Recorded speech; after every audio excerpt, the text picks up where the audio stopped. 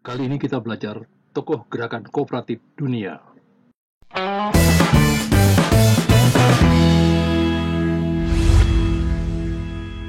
Catatan ini bisa berdampak pada anggota. Mungkin anggota perlu tahu karena mereka harus ikut memiliki, ikut menentukan, ikut menjalankan, dan ikut bertanggung jawab atas dirinya sendiri dan kredit union miliknya. Jika bermanfaat, silahkan share. Ada tanggapan, silahkan komentar. Mau tahu semua catatan, silahkan subscribe. Makan singkong sambil nongkrong, jangan bengong. Ayo langsung ditonton. Oke, kita buka catatannya.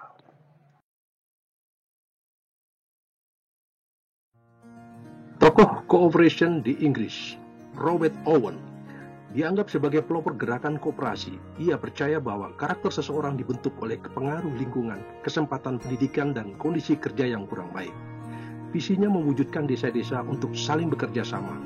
Dia menyebutnya tatanan dunia baru, yang saling membantu dan kesetaraan sosial serta persaudaraan.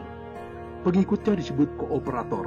Ia menerapkan ide-idenya di New Lanark, Skotlandia, dan New Harmony di AS. Kedua komunitas kecil ini gagal, namun dari eksperimen tersebut, Owen telah mengidentifikasi beberapa nilai dasar dalam bekerja sama. Dr. William King, seorang dokter umum dari Brixton, berkontribusi mengembangkan ide Robert Owen dengan menerbitkan majalah bulanan The Cooperator, yang mempropaganda pembentukan koperasi untuk mengatasi kemiskinan. Tahun 1844, Rochdale, salah satu cabang aktivitas majalah The Cooperator, menginspirasi 28 penenun kapas dan memulai gerakan koperasi pertama yang cukup berhasil dan sukses. Mereka membentuk Equitable Pioneer Society of Rochdale. Para pendirinya menyusun 8 prinsip Rochdale. Pertama, kontrol demokratis, 1 anggota 1 suara, 2 keanggotaan terbuka, 3 modal bunga tetap atau terbatas, 4 dividen atas pembelian, 5 perdagangan hanya dilakukan secara tunai, 6 menjual barang-barang alami dan tidak tercemar, 7 pemberian pendidikan prinsip koperasi pada anggota, dan 8 netralitas pada unsur politik agama. Kemudian gerakan cooperation ini berkembang ke Jerman, dibawa oleh seorang tokoh bernama Victor Aime Huber. Setelah mengunjungi Manchester di Inggris pada tahun 1844, Victor Aime Huber mulai mengembangkan dan mempublikasikan beberapa teori awal kooperasi Eropa. Huber adalah salah satu pendahulu intelektual gerakan kooperasi di Jerman. Ia mampu mengusulkan model sosial baru untuk memperbaiki kondisi kehidupan para pekerja berupah rendah. Ia menamakan model ini pendudukan internal. Kemudian, seorang politisi reformis liberal, ekonom, dan banker, Herman Schultz-Delitzsch, pada tahun 1849, ia mengkampanyekan pendirian koperasi dan lembaga simpan pinjam pada kalangan pekerja dan pengrajin di Delitzsch, desa asalnya. Ia menerbitkan sebuah panduan praktis untuk dunia koperasi. Ia menganggap langkah ini adalah cara untuk mengentaskan kemiskinan. Tahun 1852, Herman Schultz-Delitzsch juga mendirikan bank rakyat pertama berdasarkan keanggotaan dengan memberikan kredit kepada pengusaha kecil, bahwa diperlukan kerjasama di antara para pedagang kecil agar kuat dan menjadi kekuatan penyeimbang melawan sisa-sisa kapitalisme murni. Kemudian Friedrich Wilhelm Raiffeisen, akibat kegagalan panen dan kelaparan di Jerman karena badai salju tahun 1846 sampai dengan 1847, Raiffeisen membentuk perkumpulan orang kaya di Plummersfeld tahun 1849 untuk membantu kaum miskin hingga tahun 1864. Akhirnya dia mendirikan Hedersdorf Credit Union dengan pendekatan tidak bergantung pada orang kaya, tetapi dengan pendekatan prinsip menolong diri sendiri, dan prinsip ini berhasil. Adapun hal yang membedakan antara Credit Union ala Herman dengan Raiffeisen adalah Herman Schultz lebih menekankan sifat swadaya melalui bisnis, sementara Raiffeisen mementingkan pembinaan moral. Gerakan cooperation ini juga berkembang ke Italia, dibawa oleh seorang tokoh bernama Leone Wallenberg, seorang ekonom dan politikus yang mempelajari karya Friedrich Wilhelm Raiffeisen. Ia memberikan kontribusi yang signifikan terhadap penyebaran gerakan koperasi, khususnya kredit union pedesaan dan bank koperasi pertanian.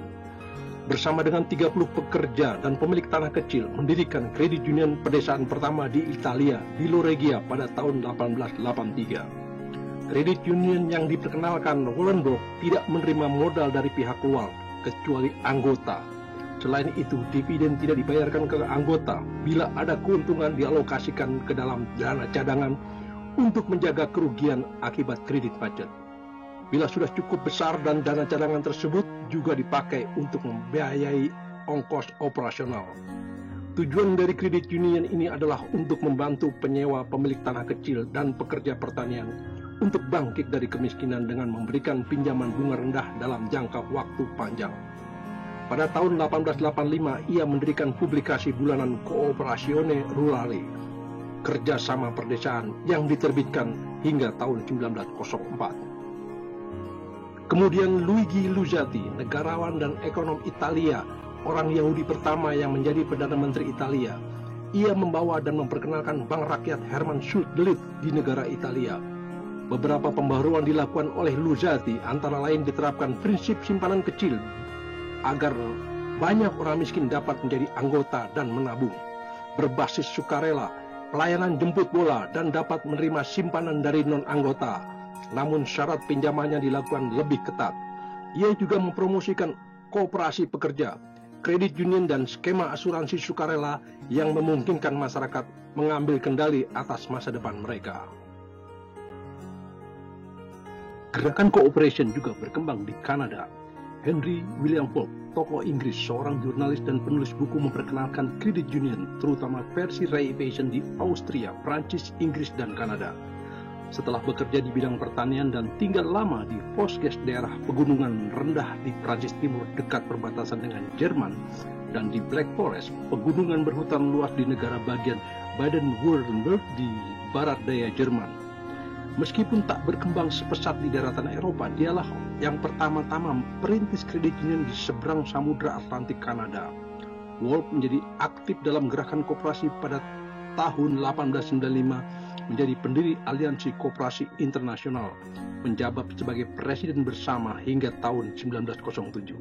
Ia juga merupakan pendiri masyarakat organisasi pertanian, penasihat masyarakat organisasi pertanian Irlandia, dan pemerintahan kekaisaran di India dalam bidang koperasi. Tokoh lain adalah Gabriel Alphonse Desjardins, seorang wartawan Kanada keturunan Prancis. Dia belajar gerakan cooperation lewat korespondensi dan konsultasi dengan Henry William Wolff, juga dengan Charles Rainy, direktur Bank Rakyat di Merton, Prancis, dan Luigi Luzzati yang keduanya mengembangkan Bank Rakyat Jerman model Hermann Schultz. Setelah dia yakin, pada tanggal 6 Desember 1900, ia mendirikan Kredit Union Desjardins, koperasi keuangan pertama di rumahnya dengan sebutan La Caisse Populaire di kota kecil Quebec, Kanada. Istilah Caisse adalah istilah khas yang dipilih oleh Desjardins yang artinya perkumpulan kredit.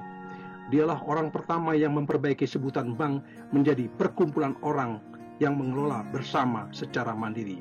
Dia juga membakukan gerakan dengan budaya demokrasi tersistem dengan dasar kerja ADART. Dapat dikatakan bahwa Desjardins adalah perintis kredit union di Kanada, pembaharu dan pembuat fondasi dasar kredit union sebagai gerakan sosial kerakyatan untuk dunia. Gerakan cooperation kemudian berkembang ke Amerika. Setelah keliling dunia dan mengunjungi beberapa bank koperasi pedesaan tahun 1908, seorang pengusaha dan dermawan, Edward Albert Villen, kemudian mengundang Alphonse Desjardins yang berhasil membentuk Bank Rakyat di Quebec, Kanada. Kemudian dibantu oleh Pierre Jay, komisaris perbankan Massachusetts, berhasil membuat undang-undang kredit union yang berlaku di Massachusetts. Pierre Jay adalah ketua Federal Reserve New York yang pertama tahun 1913. Kemudian, pada tahun 1914, Villen dan pengusaha Boston lainnya mendirikan MCU, berfungsi sebagai lembaga pusat untuk membantu kredit union lain yang ada di Massachusetts. Lalu merekrut Roy F. Bergengren, seorang pengacara, untuk mengelola MCU tahun 1920. Kemudian dengan adanya permintaan agar menjadikan kredit union dapat diakses oleh seluruh warga Amerika, Villen dan Bergengren kemudian mendirikan Biro Penyuluhan Nasional Kredit atau disebut CUNET pada tahun 1921. Roy F. Bergengren kemudian menjadi direktur CUNET, kemudian membentuk gabungan kredit union di Amerika Serikat dengan nama CUNA, Credit Union National Association. Lalu, pada masa pemerintahan Presiden Franklin D. Roosevelt, Kongres mengesahkan Undang-Undang Kredit Union Federal yang mengizinkan pendirian kredit union di seluruh wilayah Amerika.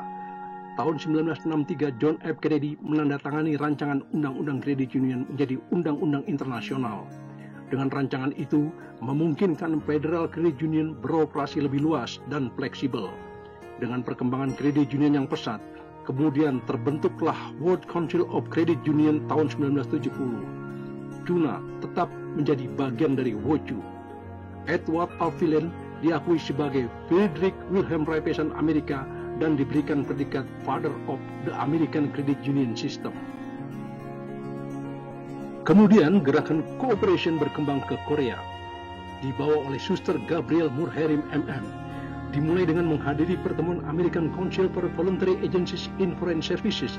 Sister Gabriel Murherim mengikuti kursus singkat intensif tentang gerakan Antigonis, sebuah program pendidikan pelatihan kepemimpinan dalam organisasi dan pembentukan credit union sebagai salah satu cara mempromosikan nilai-nilai demokrasi, membangun kepercayaan, bekerja sama untuk mengambil tanggung jawab atas kehidupan mereka sendiri. Kemudian tahun 1959 menyelenggarakan lokakarya 4 hari tentang koperasi untuk anggota Asosiasi Relawan Korea, KAFA. Setahun kemudian, 19 Maret 1960, ia mengumpulkan 30 peserta dan meluncurkan seminar pelatihan kepemimpinan selama 6 minggu tentang filosofi dan prinsip-prinsip gerakan untuk relawan Credit Union. Akhirnya pada tanggal 1 Mei 1960, Credit Union Relawan pertama terbentuk dengan 28 anggota dengan total tabungan setara $30 atau senilai 450.000. Akhirnya tahun 1988, keanggotaan Credit Union di Korea berjumlah 1,3 juta orang. Pada tahun yang sama, anggota Credit Union mendirikan sebuah monumen mengakui lokasi Credit Union pertama dan mengakui kontribusi Suster Gabriel. Kemudian Sister Gabriel bersama beberapa orang mendirikan Institut Pendidikan Koperasi di Seoul. Dialah yang membantu mengorganisasi Federasi Credit Union Korea. Dia menjabat sebagai Managing Director pertama selama 1 tahun, lalu menyerahkan kepada kepemimpinan Korea.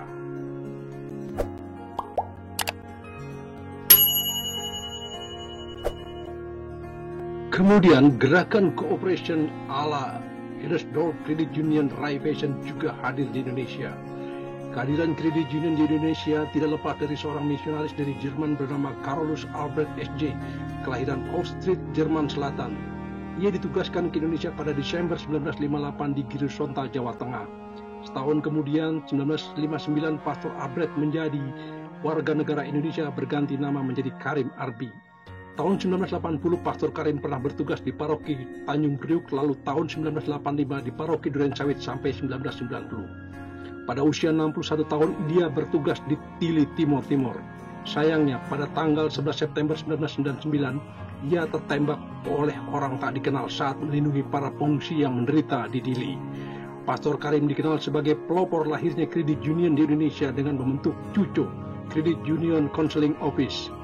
Pastor Karim memiliki pribadi yang sederhana, tegas, dan detail. Ia rajin berkeliling menyapa umatnya dengan motor Vespanya.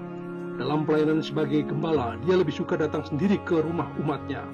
Pastor Karim dapat dikatakan sebagai gembala yang baik dan tidak mau merepotkan umatnya. Pembuat konten ini juga umat paroki Durensawit dan secara pribadi mengenal Pastor Karim. Lalu bagaimana perjalanan Pastor Karim membentuk Credit Union di Indonesia? Silahkan tonton Napaktilas Sejarah Credit Union di Indonesia. Semoga mereka bahagia melihat karya perjuangannya masih ada.